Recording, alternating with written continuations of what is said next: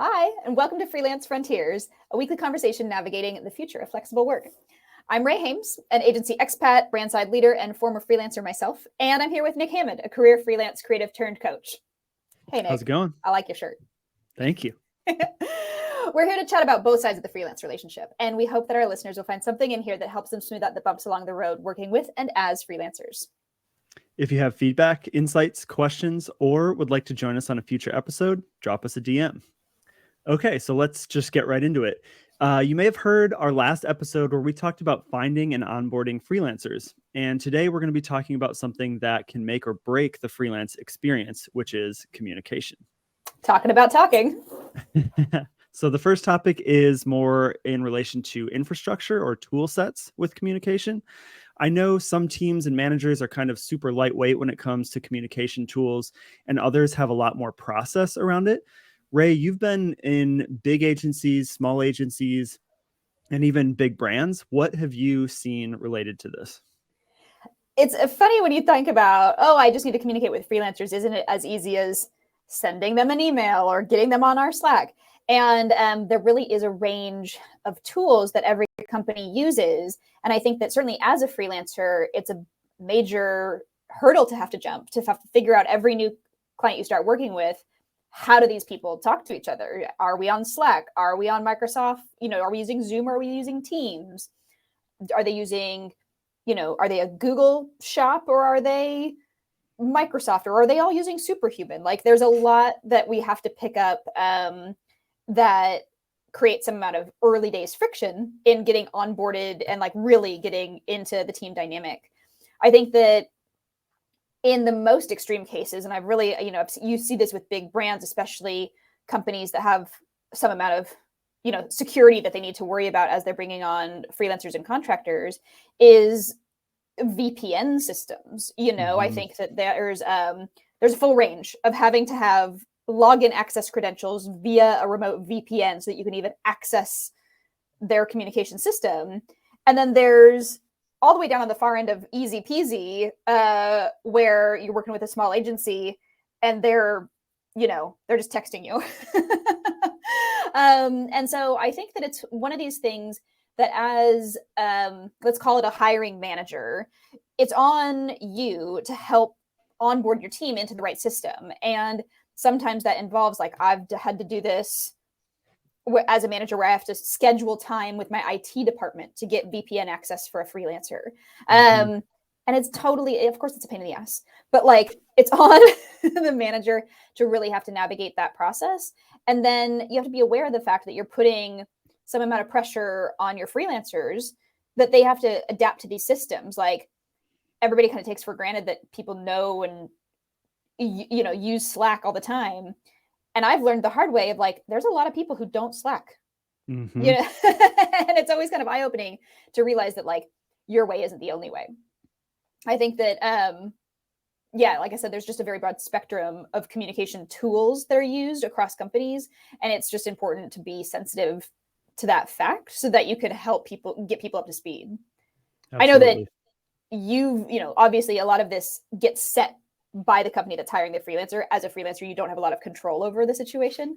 What's been your experience in this? Like, what are your general thoughts on how many different systems you've had to adapt to? Yeah, I mean, it's pretty much exactly like you said, kind of jumping into whatever a certain client has set up and just having to hit the ground running no matter what, coming into different types of project management platforms like Trello, and Asana and things like that can also be difficult because it's not necessarily just one app or one process. It's multiple different apps. And then sometimes you're stacking in texting on top of phone calls on top of, who knows what else. So yeah, I mean, I think that's a huge difficulty on the freelancer to try and figure out like, okay, here's the stack over here and here's the stack for this other person. And now I need, different login accounts. And sometimes even, if you're in, like you mentioned, a Google space for one and Microsoft in the other, you're having to log in and out of different emails just to get access to that tool stack. So yeah, I've even had to go as far as, for myself, because there's multiple different project management platforms, having to keep more of a master to-do list, which almost creates this like process rabbit hole of like, I'm checking here and then I'm putting it here. And then, it's like, you're just bouncing constantly. So Yeah. not only can I see that being difficult on, the actual company end, but for the freelancer, it's almost even more so because of having to deal with a million different things. But yeah, I think it's also difficult when you also have to think about the fact that as different team members are being onboarded to each one of those different teams, you're not just dealing with different tool stacks in general, you're also dealing with each of those shifting as new members come in. And that's where it can fracture into this, crazy thing when you bring in asynchronous work and having meetings overlap and slip. And then, you're trying to figure out how to get on someone else's time. Which I think actually, brings us into another subject here, which is more around meeting availability. Yeah, which is, I mean, it's a rat's nest. I think that came up the other day in a freelance group that I'm part of. A writer was asking a question about how to handle clients who expect you to be able to join calls on short notice kind of at any time of the day. I think that that's a really common scenario that a lot of freelancers face. She was asking specifically for calendaring tips of how do I set up my calendar to show my availability for a specific client. And that's really tricky because you may have some of it, time blocked for one client and some time blocked for another. How do you set boundaries around that? Yeah, I honestly, I don't know if I have super great response here. I think it's more just about trying to continue to enforce whatever boundary you do have. So for me, that usually looks like upfront kind of expressing that can't become a normal thing. Not just from my perspective and trying to protect my own time, but also from a company perspective, because if a manager is doing this to multiple team members, there's just no way that the team in general can get anything done when you're kind of constantly reacting to other things happening in any Yeah. given moment. And I think that that's a real point of adaptation as companies learn to work with freelance talent at a broader scale. Because when you're in a 9 to 5 traditional shop and everybody's there on salary, you do kind of think about everybody's time as at a project's disposal, right? Yep. Okay, well, we're all working on this project. Let's all hop in a room to talk about it. Looks like we're all free because I can see everybody. Like that feels so archaic now. Absolutely. But when you're thinking about managing freelance time, I think about this. I mean, as a bootstrap startup founder, I'm constantly thinking about how do I take time burdens off of my team because I'm paying, external resources by the hour out of my own pocket. And it is something that you think about. If I have 5 people in this meeting, I'm paying for 5 hours of time. And, I can understand that, like, if you're at a big company and you're a mid-level manager, you may not be totally worried about that as your biggest priority, but it does really add up. And I think that the piece around, like, it comes back to managing. Successful freelance management is about thoughtful management in general. I think that the idea of having, hey, we got to talk about this. Can everybody hop on the call in 15 minutes? Isn't a sustainable way to work for a lot of people. It's not it's not super productive because people who are coming into a meeting can't prepare. They can't, come to the table with suggestions already understanding the problem. It's going to be an ineffective meeting in the first place. But I think that certainly what I hope to see is that as people adapt to working with hybrid teams, remote teams, that they're able to kind of take a breath and pause and say, what am I trying to get out of the session? And what do people need to bring to the table to make it productive in the first place? And then that can help everybody come to the session with the right timing. You know what I mean? Like that gives everybody a couple days to prepare on a practical level and slot it into their calendars, but also that time is much more productive overall. Yeah. And I think it goes back to a lot of things that we had talked about previously. And one of the things that I talk about in a lot of the creative work too, is like, if you're trying to do really meaningful stuff, you need time to do the deep work. And if you're kind of constantly being interrupted, you're not able to put all of that focus into one thing and give it the time it needs to do it the right way. So you're already losing in effect of, bringing someone in and out of all these different kind of conflicting things, you're never really able to just hyper focus on the one or two or three things that really matter the most.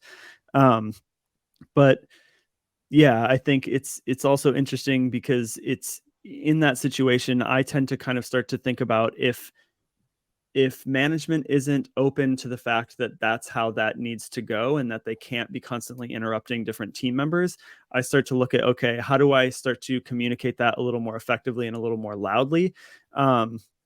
And how do I start to make sure that they're hearing what I'm saying in regard to my feedback?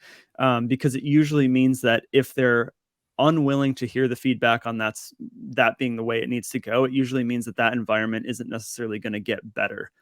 Yeah, fair point. Fair point. I think that we've all worked with people like that where it's like, this is a lost cause.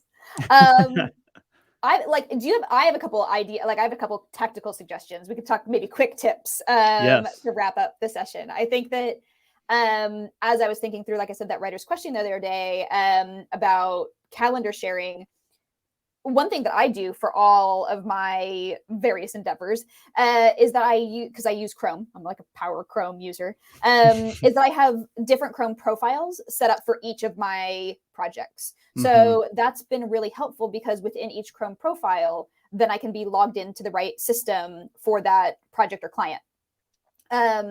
That's, I think, the easiest way for me to organize my day. So I can say, okay, this hour I'm working on this project. I'm going to spend this time in this colored tab. And it really is helpful for me from a visual perspective and to also have my saved logins. So, some clients have, like, as we were saying, where's their asset? Where's their, data store? Where's their asset management system? What PM tool are they using? All of those logins are saved within each Chrome profile. And so the mental lift of having to remember all of that is kind of deleted. I set it up once and I'm done. Another thing that I think that, to get deep into it is about calendar scheduling and like sharing your events across calendar. And it just has to become a habit.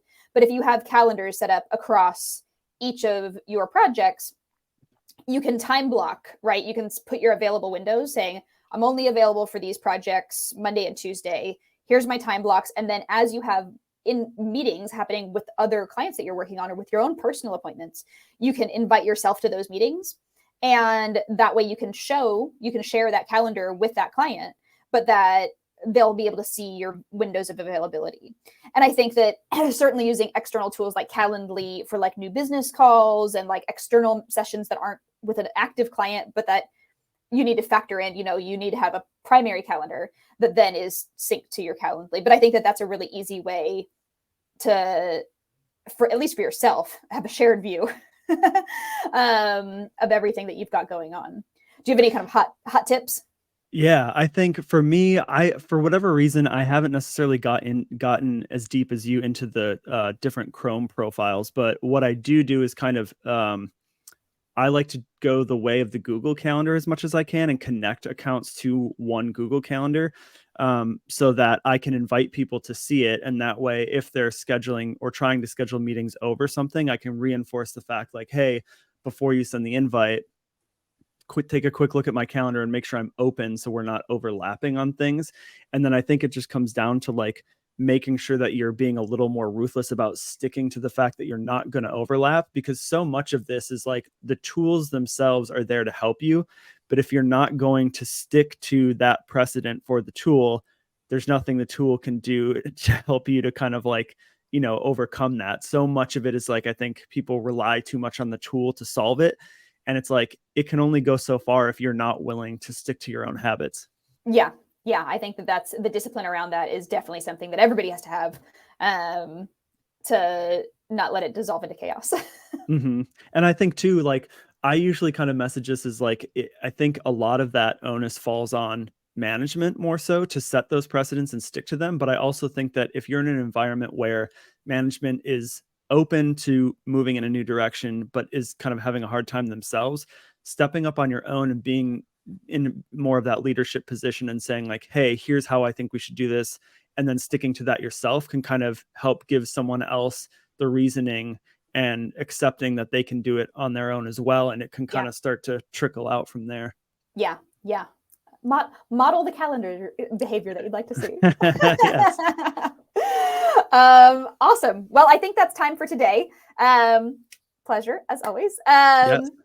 If anybody watching found this useful, or not, really, I mean, we're just looking for likes over here. Follow us here, follow us on LinkedIn. We're both sharing tips on how you can get the most of working with and as freelance talent. Have a great afternoon, and we will catch you next time on Freelance Frontiers.